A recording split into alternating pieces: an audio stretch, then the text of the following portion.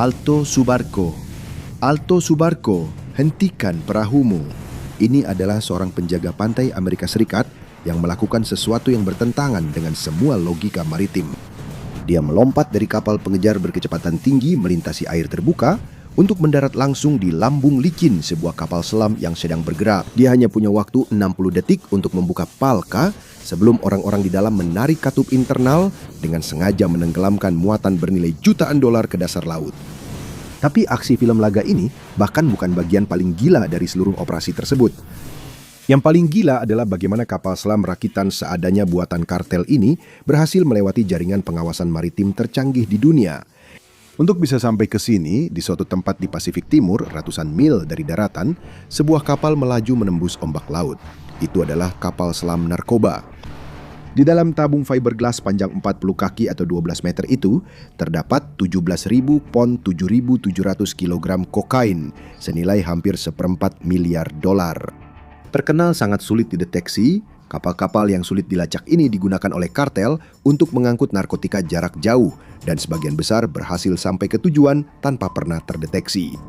Tapi yang satu ini telah masuk ke perairan yang salah, yaitu wilayah yang dijaga oleh penjaga pantai Amerika Serikat, dan sekarang sedang dilacak. Menangkap salah satu kapal selam ini mungkin terlihat seperti pencegatan sederhana, tetapi menemukan mereka saja adalah mimpi buruk secara matematika. Militer Amerika Serikat mengoperasikan jaringan pelacakan yang tak tertandingi, menggunakan radar yang dirancang untuk memburu rudal supersonik dan satelit yang bisa membaca plat nomor dari luar angkasa. Namun entah bagaimana, sindikat penyelundupan dari hutan menggunakan fiberglass murah dan mesin diesel berhasil sepenuhnya melewati semua itu.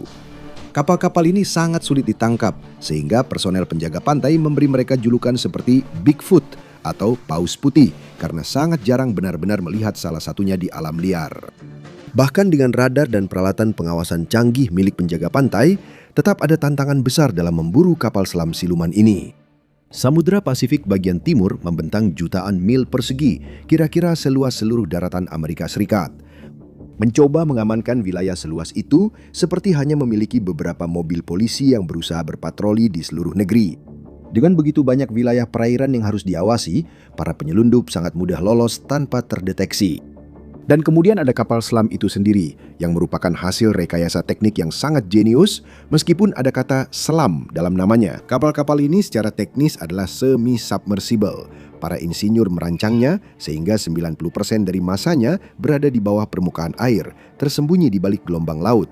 Dengan satu-satunya bagian yang menonjol di atas air hanyalah kokpit kecil yang sangat terlindungi dan pipa saluran udara. Bagian atas kapal selam ini juga biasanya dicat biru atau abu-abu agar bisa menyatu dengan ombak laut di sekitarnya. Menemukan salah satunya seperti mencari jarum di tumpukan jerami.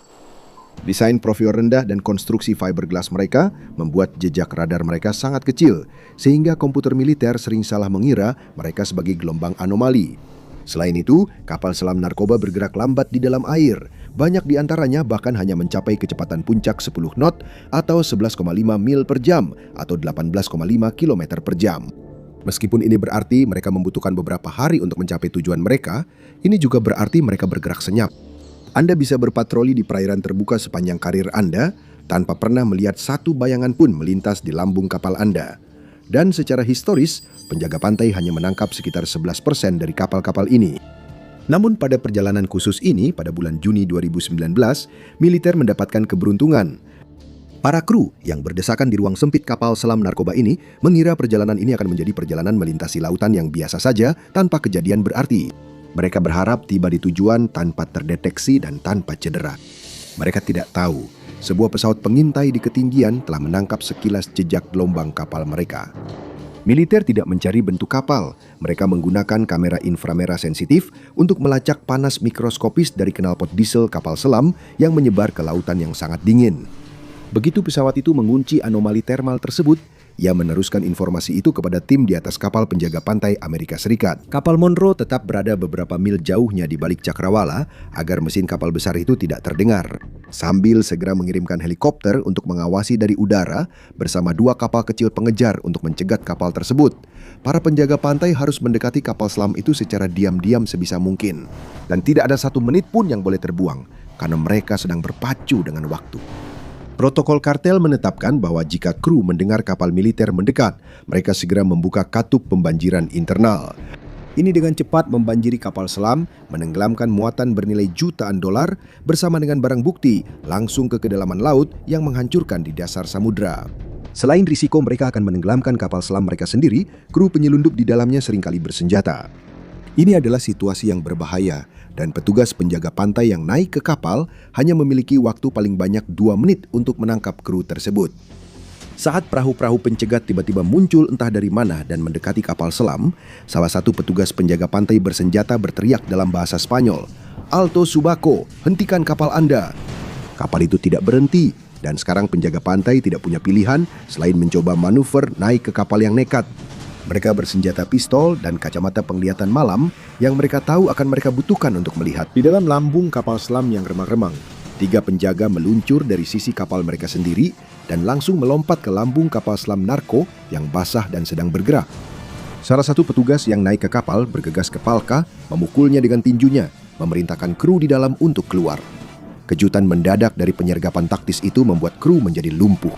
Menyadari mereka tidak punya pilihan lagi, para penyelundup membuka Palka dan mengangkat tangan mereka ke udara. Mereka tidak punya waktu untuk bereaksi dan lebih memilih menyelamatkan diri daripada mengambil risiko tenggelam bersama kapal mereka. Operasi ini berjalan sukses sempurna. 17.000 pon atau 7.700 kg narkotika berhasil disita, 5 anggota kru ditahan. Dan militer telah menarik $1,4 miliar langsung dari kantong kartel. Pihak berwenang mengira mereka akhirnya berhasil memutus jalur pasokan Pasifik. Mereka percaya telah meraih kemenangan. Namun kemenangan militer yang menentukan ini tidak mengakhiri konflik. Ini justru menjebak kartel di sudut, memaksa mereka menatap Samudra Pasifik yang tertutup rapat dan menciptakan solusi rekayasa. Begitu gila sehingga pihak berwenang sama sekali tidak menduganya. Jika kartel tidak bisa mendorong kapal selam mereka ke utara melalui jaringan pengawasan Angkatan Laut Amerika yang tertutup rapat, mereka harus berbalik ke timur. Mereka harus menyeberangi Samudra Atlantik. Kapal selam narkoba biasanya berlayar antara Amerika Selatan dan Amerika Utara, mengikuti jalur rahasia dari negara-negara seperti Kolombia, Venezuela, dan Ekuador, menyeberangi Samudra Pasifik atau Laut Karibia, menuju Amerika Tengah, Meksiko, atau Amerika Serikat.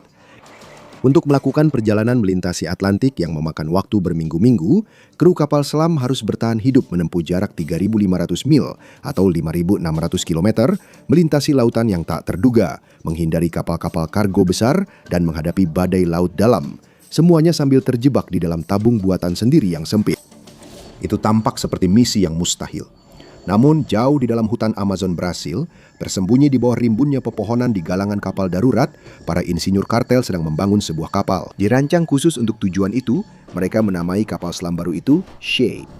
Dengan panjang lebih dari 71 kaki atau 21,5 meter, kapal semi-submersible berwarna abu-abu gelap ini adalah perangkat yang mengesankan. Namun kapal ini tidak dirancang untuk keselamatan manusia. Untuk menyeberangi lautan, sebuah kapal selam membutuhkan bahan bakar dalam jumlah yang sangat besar. Jadi, para insinyur kartel memasukkan 5.300 galon atau 20.000 liter bahan bakar diesel yang mudah terbakar ke dalam lambung fiberglass tanpa pelindung. Lalu mereka harus memasukkan muatan seberat 6.600 pon atau 3.000 kg kokain yang nilainya lebih dari $100 juta untuk mendorong semua beban itu. Untuk menempuh 3.500 mil atau 5.600 km perairan, mereka memasang mesin diesel industri berkapasitas besar. Setelah bahan bakar, narkoba, dan mesin terpasang, hampir tidak ada ruang tersisa untuk manusia yang harus mengemudikannya. Kru dipaksa masuk ke dalam kabin sempit dan pengap di dekat bagian belakang kapal. Kabin itu hanya cukup untuk 1 orang duduk di kontrol kemudi, sementara 2 orang lainnya bisa berbaring rata di lantai. Tidak ada kamar mandi, tidak ada tempat tidur, dan hanya ada 1 ventilasi udara tepat di atas kepala mereka untuk mencegah mereka kehabisan napas. Mereka terjebak di dalam peti mati yang tertutup rapat dan gelap, duduk hanya beberapa inci dari mesin diesel yang meraung tanpa insulasi yang membakar oksigen dan mengeluarkan asap beracun langsung ke dalam kabin mereka. Kartel membutuhkan kru yang cukup putus asa untuk menahan siksaan psikologis ini, dan mereka menemukannya.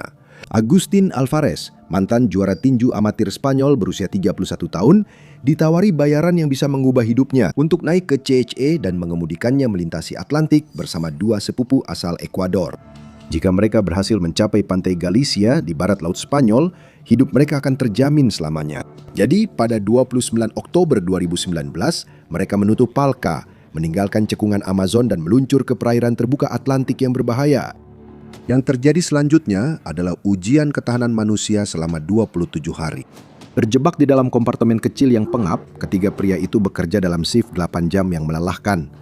Mereka harus tetap sangat fokus karena satu kesalahan perhitungan saja bisa membuat mereka tersesat ratusan mil dari jalur ke hamparan lautan yang kosong.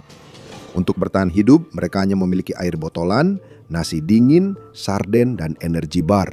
Di kapal juga tidak ada saluran air. Mereka harus menggunakan kantong plastik saat ingin ke kamar mandi, dan kantong-kantong itu menumpuk di dalam kabin yang panas. Hari demi hari, para pria itu harus menahan deru mesin yang terus-menerus dan memekakkan telinga, terjebak dalam kegelapan dengan bau menyengat solar mentah, makanan busuk, dan limbah manusia. Lalu, cuaca pun berubah. Selama hampir sebulan perjalanan mereka, kapal Xie dihantam oleh 3 badai laut yang terpisah dan sangat ganas.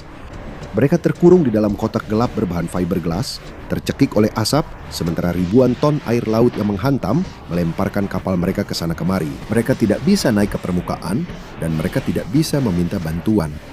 Meskipun semua itu, mereka berhasil menempuh perjalanan berat sejauh 3.500 mil atau 5.600 km dan tiba di lepas pantai berbatu Spanyol.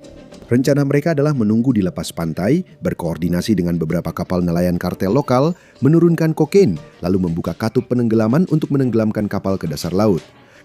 Namun Samudra Atlantik masih memiliki satu jebakan terakhir yang menunggu mereka.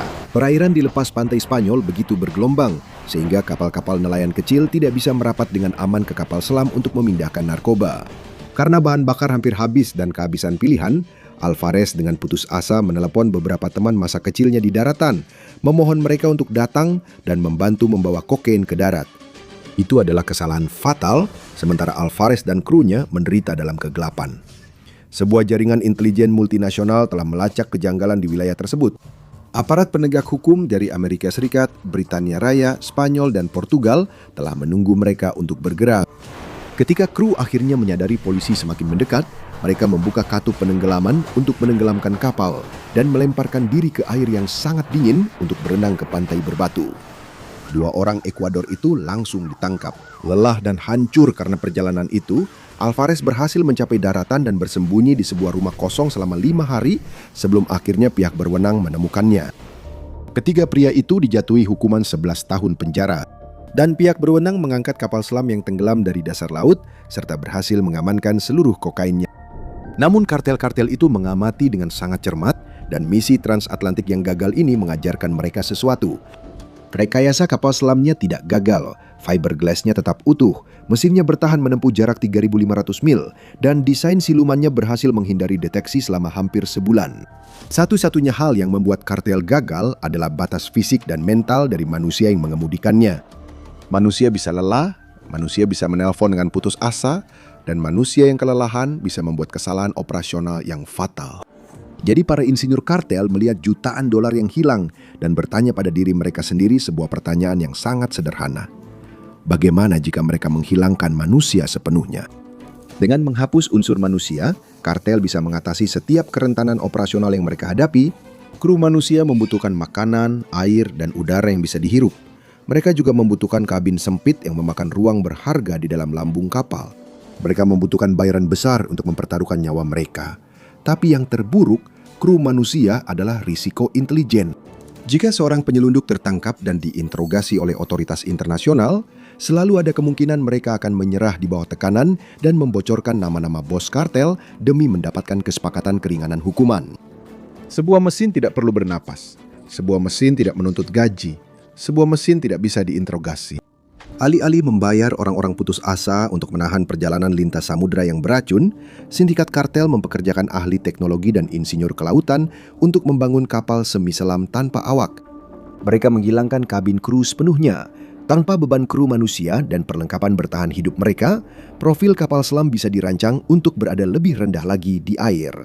Hal ini menghilangkan jejak radar yang sudah sangat kecil dan membebaskan ruang berharga untuk bahan bakar dan kargo. Namun, mengoperasikan drone di lautan terbuka menghadirkan tantangan rekayasa yang kompleks. Kendaraan yang dikendalikan jarak jauh bergantung pada aliran data yang terus-menerus. Selama bertahun-tahun, internet satelit maritim tradisional membutuhkan antena kubah yang berat dan boros daya yang akan langsung merusak profil siluman kapal selam. Namun, peluncuran jaringan satelit komersial di orbit rendah bumi sepenuhnya mengubah perhitungannya. Sebuah penerima datar tahan air seukuran kotak pizza kini dapat menyediakan umpan video berkecepatan tinggi dari mana saja di planet ini. Untuk menggantikan pilot manusia, mereka memasang antena satelit Starlink datar langsung di haluan lambung fiberglass. Kemudian mereka memasang 2 kamera pengawas ke dalam kapal selam. Satu menghadap keluar melintasi air untuk memantau jalur kapal di laut. Dan yang lainnya dipasang jauh di dalam ruang mesin untuk terus memantau pengukur mekanis. Ini berarti seorang operator kartel bisa duduk dengan aman di belakang monitor komputer jauh di Amerika Selatan, mengendalikan ribuan pon kargo ilegal dari jarak jauh melalui perairan internasional. Tapi siaran video langsung saja tidak cukup. Jika gelombang laut yang besar menghantam haluan dan sementara menenggelamkan antena, operator kartel akan kehilangan koneksi mereka. Jadi para insinyur mengintegrasikan perangkat lunak navigasi otonom. Jika sinyal Starlink terputus, komputer di dalam kapal akan mengambil alih menggunakan titik-titik GPS yang sudah diprogram sebelumnya untuk menjaga kapal tetap pada jalur yang tepat sampai kapal melewati gelombang berikutnya dan memulihkan kembali sambungan uplink. Dan menaiki kapal tanpa awak memperkenalkan masalah taktis yang benar-benar baru bagi militer yang memburunya. Sekarang, jika seorang operator kartel yang duduk di hutan melihat kapal patroli militer muncul di umpan kamera langsung mereka tidak perlu panik. Mereka cukup menekan sebuah tombol untuk memicu protokol penenggelaman digital, membanjiri lambung kapal sebelum angkatan laut bahkan menyentuh kapal tersebut. Itu adalah lompatan teknologi besar bagi kartel, dan pada bulan Juli 2025, militer mendapatkan gambaran sekilas tentang kenyataan baru ini. Saat memindai perairan Laut Karibia, Angkatan Laut Kolombia melihat sebuah kapal abu-abu berbadan rendah yang membelah lautan. Dengan mengira itu adalah kapal selam narkoba standar, kapal patroli dan pesawat langsung mengunci koordinat tersebut. Tim penyerbu mendekat dengan perahu kecil, menghunus senjata mereka dan melakukan manuver taktis yang sama seperti yang digunakan oleh penjaga pantai Amerika Serikat beberapa tahun sebelumnya. Mereka mendekati lambung kapal berharap menemukan kru manusia yang putus asa siap menarik katup penenggelaman. Tetapi ketika para pelaut bersenjata akhirnya membuka palka, mereka terdiam. Tidak ada siapapun di dalam. Tidak ada penyelundup, tidak ada ventilasi udara, dan tidak ada ranjang plastik seadanya. Hanya ada modem Starlink, jaringan kabel yang rumit, dan ruang kargo kosong yang dirancang untuk mengangkut 3.300 pon atau 1.500 kg kokain. Saat menyelidiki penangkapan itu, intelijen militer menyadari bahwa ini bukanlah upaya penyelundupan narkoba yang gagal, melainkan uji coba awal untuk strategi penyelundupan yang benar-benar baru. Klan Teluk, kelompok penyelundup narkoba terbesar di Kolombia, sedang melakukan uji coba tanpa muatan terhadap drone otonom.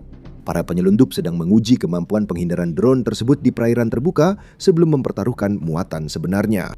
Angkatan Laut menyita kapal tersebut, menandai pertama kalinya sebuah narko-drone otonom berhasil ditangkap di perairan Amerika Selatan. Namun, ini tentu saja bukan yang terakhir. Serangan awal penjaga pantai pada tahun 2019 itu tidak mengakhiri konflik, melainkan memaksa operasi penyelundupan untuk berkembang menjadi armada laut yang dikendalikan dari jarak jauh. Otoritas internasional tidak lagi memburu penyelundup putus asa di tabung fiberglass. Mereka kini berperang dalam perang drone maritim asimetris melawan sindikat dengan pendanaan sangat besar. Dengan menghilangkan unsur manusia yang mahal dari skema ini, kartel secara fundamental mengubah ekonomi penyelundupan. Jika mereka mulai memproduksi massal kapal murah tanpa awak ini, mereka bisa membuat penegak hukum kewalahan dengan serangan berkerumun. Mereka bisa meluncurkan 10 kapal selam otonom sekaligus, karena tahu bahwa meskipun militer mencegat 3 di antaranya, 7 lainnya akan lolos dari pengawasan. Dan ini adalah perlombaan persenjataan berbasis teknologi yang mencerminkan pertempuran militer modern yang sebenarnya. Jika kartel bisa memprogram kapal tanpa awak untuk mengirimkan narkotika, militer negara juga bisa memprogram kapal yang sama persis untuk mengirimkan bahan peledak berkekuatan tinggi. Ukraina telah membentuk pasukan drone terdepan di dunia, mengirimkan drone laut kamikaze tanpa awak untuk meledakkan aset-aset Rusia, termasuk kapal perang dan rig minyak, yang bisa Anda lihat aksinya di sini pada video berikutnya. Terima kasih telah menonton, dan kita akan bertemu lagi di medan perang berikutnya.